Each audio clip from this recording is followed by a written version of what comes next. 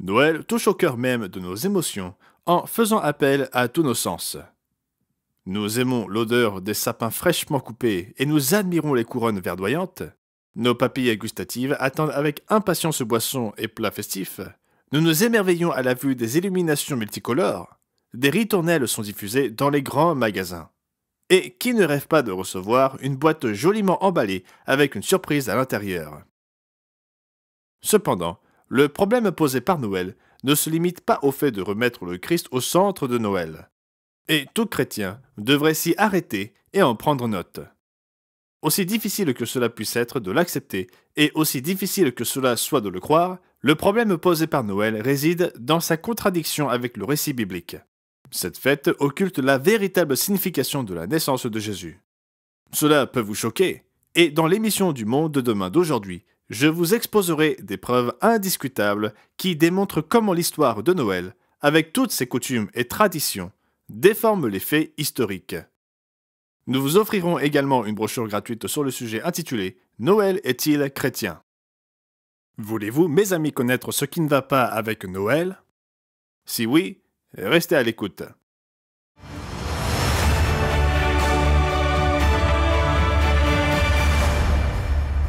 Bienvenue au Monde de demain, et je souhaite tout particulièrement la bienvenue aux téléspectateurs qui nous regardent pour la première fois.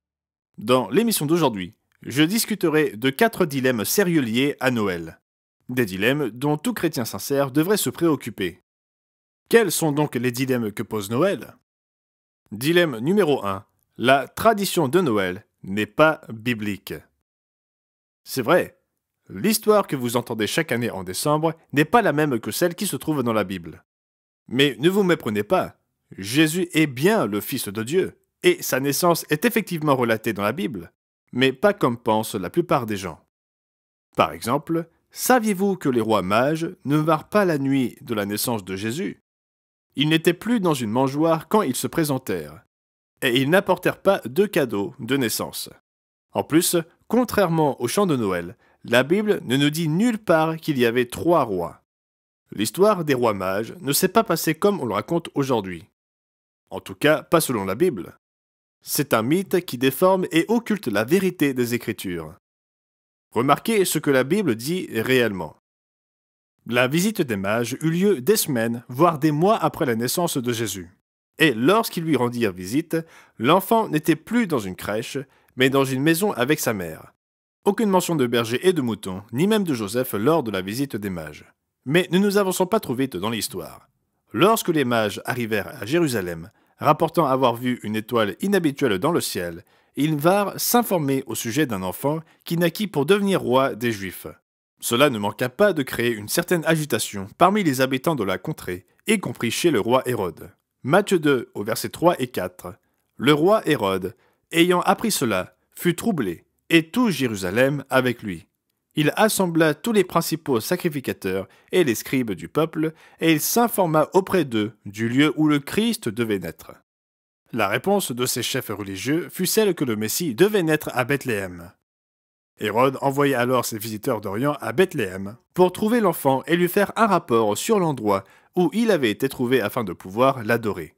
Bien sûr, il s'agissait d'une ruse. Hérode n'avait aucune intention d'adorer un autre roi, mais il voulait savoir où se trouvait l'enfant pour pouvoir le tuer. Bien que Bethléem ne se trouve qu'à un peu plus de 9 km de Jérusalem, ce qui n'est pas une grande distance, il devrait être évident, d'après ce que nous avons déjà lu, que la naissance de Jésus et la visite des mages n'eurent pas lieu la même nuit. Mais remarquez cette déclaration claire qui se trouve au verset 11. Ils entrèrent dans la maison, virent le petit enfant avec Marie, sa mère, se prosternèrent et l'adorèrent. Notez la référence faite au Christ comme étant un petit enfant, et non un nourrisson ou un nouveau-né. Mais nous n'avons pas besoin de nous fier aux nuances des termes pour savoir que les mages ne se présentèrent pas la nuit de la Nativité. Et voici pourquoi. Après quelques jours sans doute, Hérode se rendit compte que les mages n'allaient pas lui faire de rapport. Mais reprenons l'histoire au verset 16. Alors Hérode, voyant qu'il avait été joué par les mages, se mit dans une grande colère, et il envoya tuer tous les enfants de 2 ans et au-dessous, qui étaient à Bethléem et dans tout son territoire. Pourquoi jusqu'à l'âge de 2 ans? Après tout, il y a une énorme différence entre un nourrisson et un enfant de 2 ans. Le reste du verset 16 l'explique. Selon la date dont il s'était soigneusement enquis auprès des mages. Certes, Jésus avait moins de 2 ans, mais il n'était plus un nouveau-né. Au minimum, il était déjà âgé de plusieurs semaines. Comme nous le lisons dans Luc, il fut circoncis le 8e jour, et 40 jours après sa naissance, il fut amené au temple. Et quand les jours de leur purification, celle de Marie, furent accomplis, selon la loi de Moïse, c'est-à-dire 40 jours, Joseph et Marie le portèrent à Jérusalem pour le présenter au Seigneur. Ces événements se produisirent avant la visite des mages. Peu après leur visite, Joseph fut averti en songe de fuir en Égypte avec l'enfant, car Hérode allait tuer tous les enfants de moins de 2 ans dans la région. Dans l'émission du Monde de demain d'aujourd'hui, nous discuterons du problème posé par Noël et nous verrons comment la vérité fut occultée par la tradition. Mais vous vous demandez peut-être si tout cela est important? Oui, assurément. Si, en tant que parent, vous mentez à vos enfants, vous portez atteinte à votre propre intégrité. Quelle crédibilité avez-vous en enseignant de dire toujours la vérité si vous n'êtes pas honnête vous-même? Et que dire du fait qu'au nom de la religion, vous-même violez les principes de votre religion? Notez cet avertissement qui donne à réfléchir et qui se trouve dans Apocalypse 21, verset 8. Mais pour les lâches, les incrédules, les abominables, les meurtriers, les débauchés, les magiciens, les idolâtres et tous les menteurs, leur part sera dans l'étang ardent de feu et de soufre, ce qui est la seconde mort. Oui, les menteurs seront traités comme les meurtriers et les personnes sexuellement immorales. Notez également que les lâches font partie de la liste ici. Combien de gens qui se disent chrétiens ont le courage de faire ce qu'ils savent être juste? Le plus souvent, la crainte de la famille, des amis et des collègues les empêche d'agir en fonction de la vérité. Dans la partie précédente de cette émission, j'ai présenté le dilemme numéro 1. La tradition de Noël n'est pas biblique. Outre le fait que la Bible montre clairement que les rois mages ne rendirent pas visite au Christ la nuit de sa naissance, nous avons également vu que Jésus se trouvait dans une maison avec sa mère lorsqu'ils arrivèrent. En outre, nous ne trouvons nulle part dans les Écritures la mention spécifique de 3 rois ou de 3 sages. Ils firent 3 sortes de présents, de l'or, de l'encens et de la myrrhe. Mais il s'agit de catégories de cadeaux et non d'une indication du nombre des mages. Et s'ils ne se présentèrent pas le jour de sa naissance, pourquoi apportèrent-ils des présents? Il nous est raconté que nous donnons des présents à Noël parce que c'est ce que les mages firent. Mais attendez un peu. Offrirent-ils des présents à Jésus seul, et non entre eux? La vérité est importante. Ils ne célébrèrent pas une fête de naissance, mais offrirent des présents à un roi, ce qui se perd dans les traditions et coutumes modernes. Jésus naquit pour être un roi littéralement parlant. Remarquez la réponse de Jésus à la question de Pilate. « Tu es donc roi ?» Jésus répondit « Tu le dis, je suis roi. Je suis né et je suis venu dans le monde pour rendre témoignage à la vérité. » Bien que le terme roi soit utilisé dans l'histoire traditionnelle de Noël, la réalité de ce que cela signifie s'est en quelque sorte perdue. Par exemple, Zacharie 14 donne une prophétie sur le futur rôle du Messie. Le verset 9 déclare « L'Éternel sera roi de toute la terre ». Lisez vous-même Zacharie 14 et vous verrez qu'il s'agit d'un véritable royaume qui sera établi ici-bas lors du second avènement de Jésus. Cela nous amène à notre deuxième dilemme avec Noël. Dilemme numéro 2. Jésus ne naquit pas un 25 décembre. Le fait qu'il s'agisse d'une affabulation est attesté par une multitude de sources. Vous verrez souvent ce fait dans les ouvrages traitant de Noël, ainsi que dans les articles de journaux paraissant chaque année en décembre.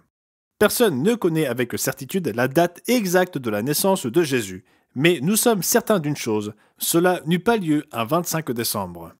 Luc 2, verset 8 nous dit « Il y avait dans cette même contrée des bergers qui passaient dans les champs les veilles de la nuit pour garder leurs troupeaux. » La pertinence de cette affirmation est expliquée par The Interpreter's Bible. L'implication du récit de Luc est que Jésus naquit à une époque où l'on pouvait encore garder les moutons dans les champs, soit entre avril et novembre. Mais décembre reste un mois froid et pluvieux. Esdras 10, verset 9 le confirme. C'était le 20e jour du 9e mois. Tout le peuple se tenait sur la place de la maison de Dieu, tremblant à cause de la circonstance et par suite de la pluie. Le 20e jour du 9e mois du calendrier hébraïque tombe entre fin novembre et fin décembre, selon l'année. Ensuite, au verset 13, il est dit « Mais le peuple est nombreux, le temps est à la pluie, et il n'est pas possible de rester dehors. » The Interpreter's Bible commente ces versets comme suit. Ce mois marque généralement le début des fortes pluies en Palestine. Lorsque la pluie abonde, gorge la terre et remplit les citernes. C'était le début des tempêtes d'hiver, car les pluies, souvent glaciales, atteignaient leur pic d'intensité en décembre et en janvier. Certains tentent vainement de s'accrocher au 25 décembre comme date de la nativité, mais les faits ne sont pas de leur côté. Ce qui nous amène au troisième dilemme avec Noël. Dilemme numéro 3. Noël ne tire pas ses origines de la nativité. Nous entendons souvent parler de remettre le Christ au centre de Noël. Le problème, c'est que le Christ n'a jamais fait partie de Noël. Le christianisme traditionnel a simplement repris les coutumes et les traditions païennes en y apposant le nom du Christ. Alors que la Bible relate la véritable histoire de la naissance de Jésus-Christ, il n'existe absolument aucune trace d'une célébration annuelle de sa naissance. Zéro. Nada. Ce n'est que des siècles plus tard que sa naissance fut associée à des célébrations païennes déjà existantes. La 11e édition de l'Encyclopædia Britannica, faisant autorité en la matière, déclare ce qui suit. À la fin de l'an 245 après Jésus-Christ, Origène, dans sa 8e homélie du Lévitique, repoussa l'idée pécheresse de l'observance de l'anniversaire de la naissance du Christ comme s'il s'agissait d'un roi pharaon. La première mention précise officielle du 25 décembre dans les annales romaines date de l'an 354 après Jésus-Christ. Il est évident, d'après la déclaration d'Origène, que la célébration de la nativité commença à s'insinuer dans l'Église dès cette époque, ce qui est corroboré par une note dans The Interpreter's Bible. Au début du IIIe siècle de notre ère, certaines sections de l'Église célébraient la nativité le 6 janvier. Au IVe siècle, cette date fut remplacée par le 25 décembre, jour qui fut longtemps l'occasion d'une fête païenne associée à la renaissance de diverses divinités solaires. C'était la date du solstice d'hiver selon le calendrier julien. Dans l'ouvrage de Tom Flynn, Le problème avec Noël, il cite l'auteur religieux conservateur George Cornell. Pendant plus de 300 ans après la naissance de Jésus, les chrétiens ne célébrèrent pas sa naissance. L'observance commença au IVe siècle à Rome, programmée pour coïncider avec une fête païenne du milieu de l'hiver honorant les dieux païens Mithra et Saturne. La date de décembre fut choisie pour commémorer la naissance de Jésus, car la date exacte n'est pas connue. En conséquence, la fusion du sacré et du profane a caractérisé cette célébration dès le début. Beaucoup comprennent que le 25 décembre n'est pas le jour de la nativité. Et beaucoup se rendent compte que le sapin de Noël, le baiser sous le gui, la bûche de Noël, le Père Noël et bien d'autres coutumes puisent leur origine dans des traditions païennes. Tout se résume donc à la question suivante. Est-ce que tout cela a de l'importance du moment que nous célébrons Jésus ? Je vais répondre à cette question à partir des pages de la Bible, ce livre que tant de gens prétendent être la source de leurs croyances et de leurs traditions. Pour certains d'entre vous, cela peut être nouveau. Pour d'autres, vous savez ces choses depuis fort longtemps. Donc, le nœud du problème est le suivant. Est-ce que ces choses ont de l'importance pourvu que nous observions la naissance de Jésus ?